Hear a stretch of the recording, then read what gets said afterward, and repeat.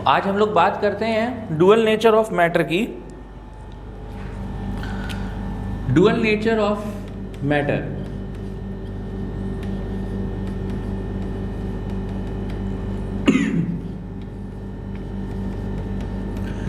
इसको एक्सप्लेन किया था डी ब्रॉगली वेवलेंथ ने। डी ब्रॉगली भाई साहब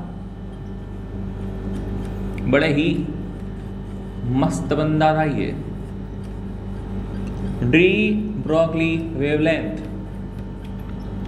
डी ब्रॉगली ने कहा कि अगर जो माइक्रोस्कोपिक पार्टिकल्स हैं जैसे इलेक्ट्रॉन्स, प्रोटॉन्स, न्यूट्रॉन्स, एटम्स, इन सब के पास पार्टिकल नेचर है, मतलब ये तो हम प्रूफ कर ही चुके हैं ना, ये तो हमको पता ही है।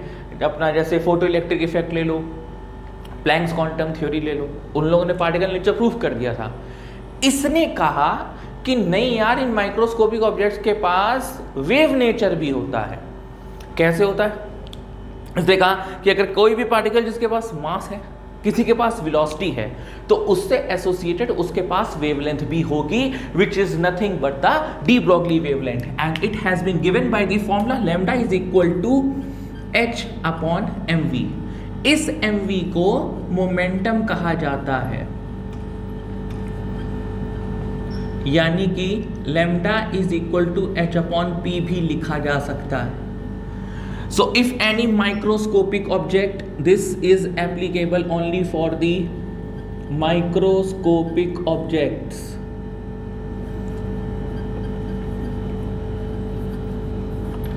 Microscopic objects like electrons, protons, atoms, etc.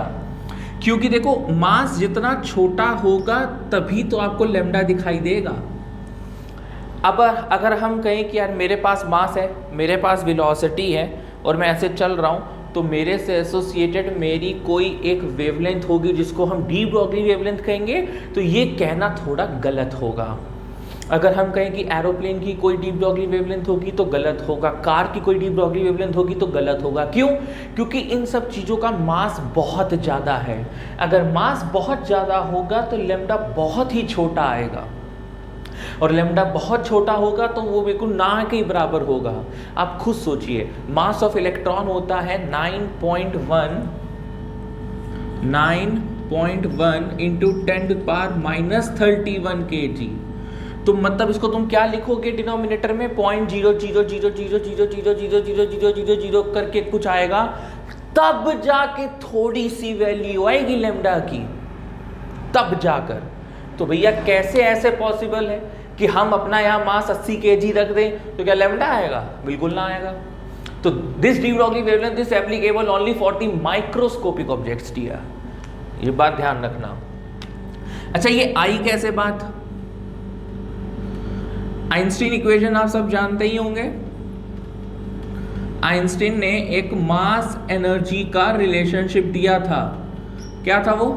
E is equal to mc²। वहीं दूसरी तरफ प्लैंक्स क्वांटम थ्योरी अभी हम सब पढ़कर आ रहे हैं। प्लैंक्स क्वांटम थ्योरी के हिसाब से E क्या था? hc upon lambda. Equate these two equations, equate 1 and 2, आपको मिलेगा mc² is equal to hc by lambda, और lambda is equal to h upon mc। अब c क्या है? स्पीड ऑफ लाइट है, और आप जानते हैं कोई भी इलेक्ट्रोमैग्नेटिक रेडिएशंस जो होती है दे travel with the speed of the light, यानी कि इस c को हम v से रिप्लेस कर सकते हैं। तो lambda is equal to h upon mv। तो ये एक बात रही आपको डी ब्रॉगली वेवलेंथ को लेकर, that it is only applicable for the microscopic objects, not for macroscopic objects, because macroscopic objects mass ज्यादा होगा तो लैम्डा बहुत ही नेग्लिजिबल हो जाएगा, और इन दोनों इक्वेशंस को इक्वेट करने पर हमारा lambda is equal to h upon mv आता है। नेक्स्ट हम जो बात करेंगे वो बात जो होगी वो बड़ी ही घमासान होगी, थोड़ी सी इंटरेस्टिंग भी होगी कि रिलेशनशिप वो वाला रिलेशनशिप नहीं जो आजकल हो रहा है और वो नहीं, relationship between D Broglie wavelength and kinetic energy. तो ये अधिकतम बेटा ये क्वेश्चन जो है ना आपका नीट जेईई मेंस में डायरेक्टली इसका बेस्ड एक क्वेश्चन होता है, बोर्ड्स लेवल में भी आपको अगर फॉर्मूला आता होगा तो झट से लगाना, झट से आंसर आएगा। तो जरा देखो ये कैसे निकाल सकते हैं, बड़ी ही आसान सी चीज है। Lambda is equal to h/mv तो होता ही है, और काइनेटिक एनर्जी का इधर से क्या फॉर्मूला होता है, हाफ mv²। हम क्या करते हैं, दोनों जगह मास का मल्टीप्लाई कर देते हैं, तो mass into kinetic energy is equal to m² v²/2। और ये भी तो लिख सकते हैं कि mv is equal to √2m/ke, mv is equal to 2m/ke। अब इस mv की वैल्यू हम यहां पर पुट कर दें, तो lambda is equal to h/√2m/ke। तो ये रिलेशनशिप आप याद रखिएगा भैया, बहुत काम आएगी। उसी तरह एक नेक्स्ट रिलेशनशिप आपको याद रखनी है, वो क्या है जरा देखना। आपको बोर्स के पोस्टुलेट्स तो याद है ना, तो बोर के पोस्टुलेट्स में एक बात कही गई थी, वही चीज डी ब्रॉगली वेवलेंथ ने भी उसको समर्थन करती हुई कही है, और इस बात का प्रूफ भी है हमारे पास। तो वो प्रूफ क्या है जरा इधर देखिएगा। ये हो रही थी कि किस तरह से डी ब्रॉगली वेवलेंथ और बोर का पोस्टुलेट एक दूसरे के साथ समर्थन पे हैं। तो ऐसा है कि ये रिजल्ट आपको याद रखना है, circumference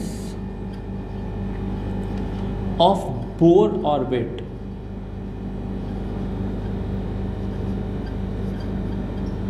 is an integral multiple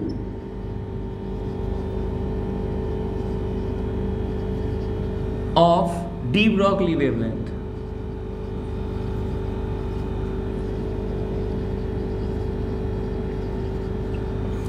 wavelength ने इलेक्ट्रॉन को क्या माना या माइक्रोस्कोपिक ऑब्जेक्ट्स को क्या माना है? हाँ, वेरी गुड, एक वेव।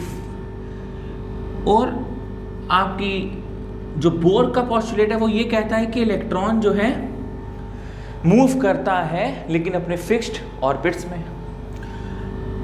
तो अगर हम दोनों चीज को मिला दें तो हमारा ये डायग्राम कुछ इस तरीके से का नहीं बनेगा।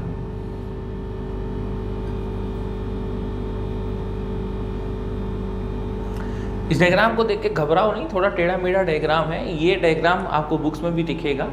ये डायग्राम बस आपको ये कह रहा है कि the bore postulate is in accordance with the de Broglie wavelength और वाइस वर्सा, इन फेस में है दोनों चीजें। और इसका क्या मतलब हुआ, circumference of the Bohr orbit is an integral multiple of D Broglie wavelength. इसका ये मतलब हुआ कि 2πr, सर्कमफ्रेंस का फॉर्मूला क्या होता है, 2πr is equal to integral multiple मतलब n, डी ब्रॉगली वेवलेंथ का मतलब lambda. 2πr is equal to n lambda. अब इस फॉर्म को भी आप याद रखना, कहीं ना कहीं आपको काम जरूर आएगा। ये आया कैसे, देखो, according to Bohr angular momentum of an electron is an integral multiple of h/2π। ये पढ़ा था ना, ठीक है। नेक्स्ट हम लोगों ने क्या पढ़ा, according to de Broglie, de Broglie के हिसाब से lambda is equal to h/mv। इन दोनों इक्वेशन से आप क्या करो, mv की रिलेशनशिप को इक्वेट कर दो। mv is equal to h/λ आएगा यहां से, इसे नंबर 2 कर दो। 1 और 2 को इक्वेट करेंगे तो मिलेगा h/λ। mv की जगह हमने h/λ लिख दिया। r is equal to nh/2π। h कटा, क्रॉस मल्टीप्लाई करो, 2πr is equal to n lambda आ गया। तो जो चीज़ मैंने लिखी थी ये स्टेटमेंट के रूप में, ये चीज़ आपको प्रूफ कर दी गई है। यानी कि बोर का जो ये पॉस्टुलेट है वो डी ब्रोगली के अकॉर्डेंस में है, या जो डी ब्रोगली का जो पॉस्टुलेट है कि इलेक्ट्रॉन जो है वेव है वो इन अकॉर्डेंस है बोर के साथ, मतलब दोनों एक दूसरे को समर्थन दे रहे हैं। ये क्लियर हुआ? तो अब हम लोग आगे बढ़ते हैं। तो आप लोगों को बेटा ये 2-3 फॉर्मूले याद हो जाने चाहिए। एक तो डी ब्रोगली की वेवलेंथ का हो गया lambda is equal to H upon M V. फिर हमने दूसरा डी ब्रोगली वेवलेंथ और काइनेटिक एनर्जी का देखा था, lambda is equal to H upon under root 2m K E. और तीसरा हमने ये देखा 2 pi R is equal to L lambda. इसके बाद की बात हम करते हैं वो है हाइजेनबर्ग अनसर्टेनिटी प्रिंसिपल। फिर इसके बाद धड़ाधड़ इन लोगों के न्यूमेरिकल्स करेंगे।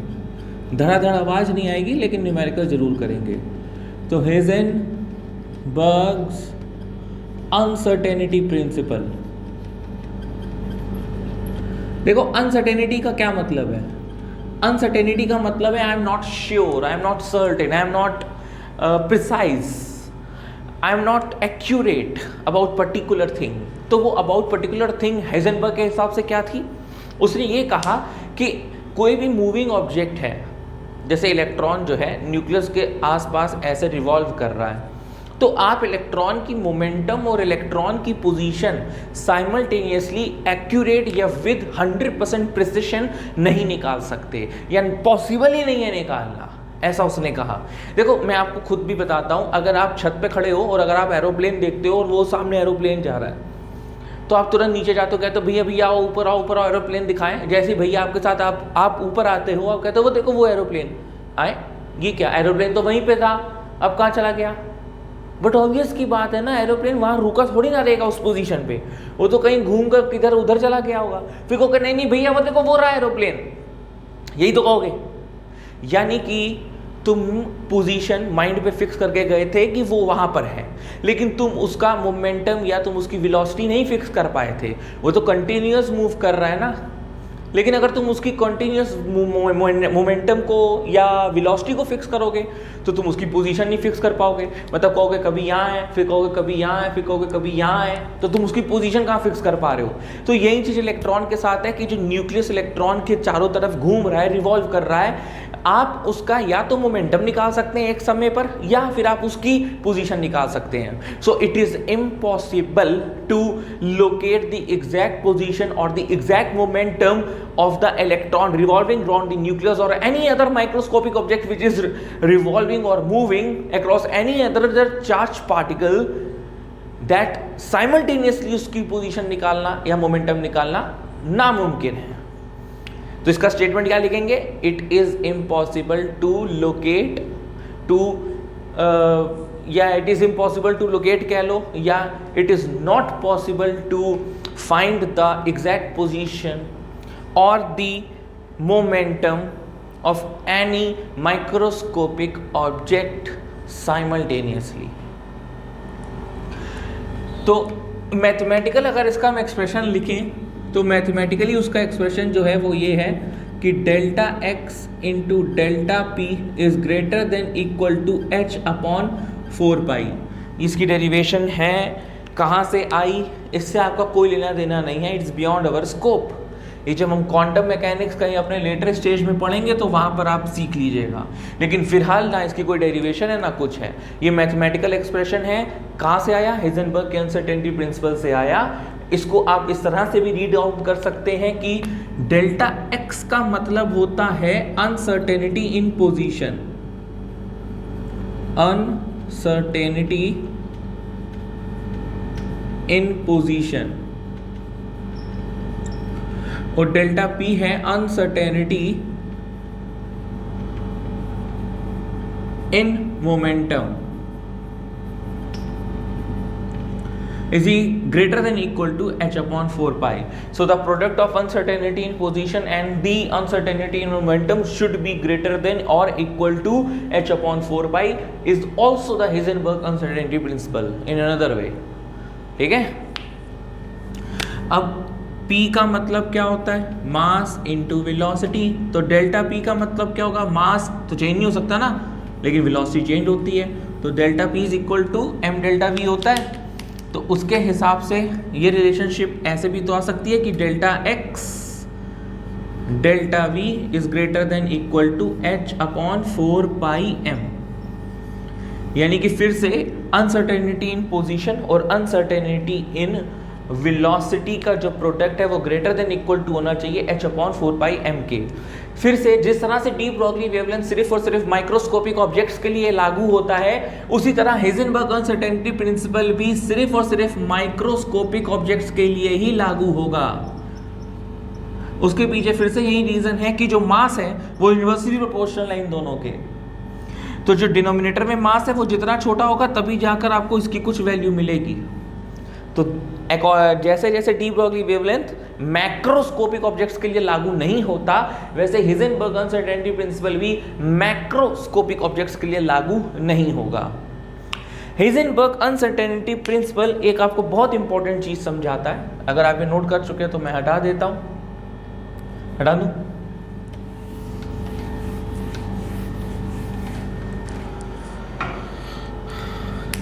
देखो भाई, न्यूक्लियस का जो रेडियस है वो 10⁻⁻15 मीटर मान लो। क्या कभी आपने सोचा कि why electron does not exist inside nucleus? Why? तो उसका एक्सप्लेनेशन भी हम हिजेनबर्ग अनसर्टेनिटी प्रिंसिपल से दे सकते हैं। किस तरह से? ये देखिए सामने रही वो बात, delta x into delta v is greater than equal to H upon 4 pi m. यहाँ पे डेल्टा एक्स क्या है? Uncertainty in position. अनसर्टेनिटी मतलब आई एम नॉट श्योर। अच्छा, ये डेल्टा एक्स और डेल्टा पी या डेल्टा वी, अभी जब मैं न्यूमेरिकल क्वेश्चंस कराऊंगा तो उसमें आपको और भी ज़्यादा अच्छे से क्लियर होगी बात कि अनसर्टेनिटी इन पोजीशन को हम कैसे पहचानेंगे क्वेश्चन में कि ये चीज़ दी हुई है। तो वो जब न्यूमेरिकल क्वेश्चंस पे आएगी तो हम उस चीज़ को उस चीज़ में समझा देंगे, उसकी टेंशन ना लो। अभी आप ये छोटी सी थ्योरी है, उस चीज़ को आप समझ लो। तो अनसर्टेनिटी इन पोजीशन जो है वो है डेल्टा एक्स और वो होगा 10⁻⁻15 के बराबर। न्यूक्लियस का रेडियस क्या है? न्यूक्लियस का रेडियस है 10⁻⁻15 मीटर। अब अगर इलेक्ट्रॉन कहीं भी अगर अंदर है, हम मान लेते हैं कि इलेक्ट्रॉन न्यूक्लियस के अंदर है, तो वो कहीं ना कहीं इतने ही एरिया में तो घूम रहा होगा। But I am uncertain, I am not sure कि वो 10⁻12 मीटर में घूम रहा है कि 10⁻10 मीटर में घूम रहा है। यही तो चीज़ है, यही तो आपकी अनसर्टेनिटी है, यही तो आपकी अनप्रिसिशन है या अनएक्यूरेसी है। तो डेल्टा एक्स जो आपका दिया हुआ है वो 10⁻⁻15 है। हम वो पूरा रीजन मान कर ले लेते हैं कि यार इलेक्ट्रॉन हो सकता है यहाँ हो, यहाँ हो, यहाँ हो, यहाँ हो। जैसे मान लो ये पूरा का पूरा व्हाइट बोर्ड आपका न्यूक्लियस है और इसकी जो रेडियस है 10⁻15 है। अब मैं कहूँ कि यार इलेक्ट्रॉन कहाँ है? यहाँ पे है। नहीं नहीं नहीं नहीं, हो सकता है यहाँ है। नहीं नहीं नहीं नहीं, हो सकता है यहाँ है। नहीं नहीं नहीं नहीं, हो सकता है यहाँ, हो सकता है यहाँ, हो सकता है यहाँ। तो अरे भैया, आपकी जो प्रोबेबिलिटी है इलेक्ट्रॉन के मिलने की वो कहाँ है? वो इस बोर्ड के अंदर ही तो है। और बोर्ड का साइज क्या है? 10⁻15। But I am not sure, वो यहाँ भी हो सकता है, यहाँ भी हो सकता है, यहाँ भी हो सकता है। तो व्हाट इज द अनसर्टेनिटी? 10⁻15। तो 10⁻15 डेल्टा एक्स हो गया।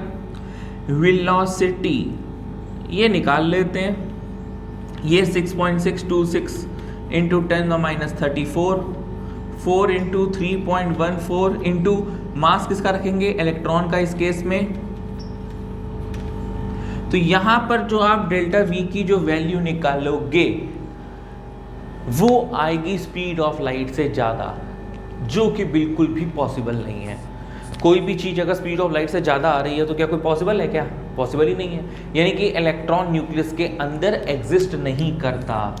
Electron will not exist inside the nucleus, क्योंकि अगर वो उसके अंदर आएगा तो उसकी स्पीड ऑफ लाइट से भी ज़्यादा हो जाएगी, जो कि मुमकिन नहीं है। इसलिए इलेक्ट्रॉन का न्यूक्लियस के बाहर ही रिवॉल्व करना, यानी कि एक्स्ट्रा न्यूक्लियर रीजन में ही अपने पर्टिकुलर ऑर्बिट्स में रिवॉल्व करना ही उचित है, ना कि न्यूक्लियस के अंदर। आई बात समझ में? इस वैल्यू को आप कैलकुलेट करके देख लेना, ये कुछ 5.1 इंटू 10⁻20 कुछ ऐसे करके आएगी, जो कि स्पीड ऑफ लाइट से ज़्यादा होगी। आ गई बात समझ में? पक्का। चलो आओ अब इसके न्यूमेरिकल्स करते हैं।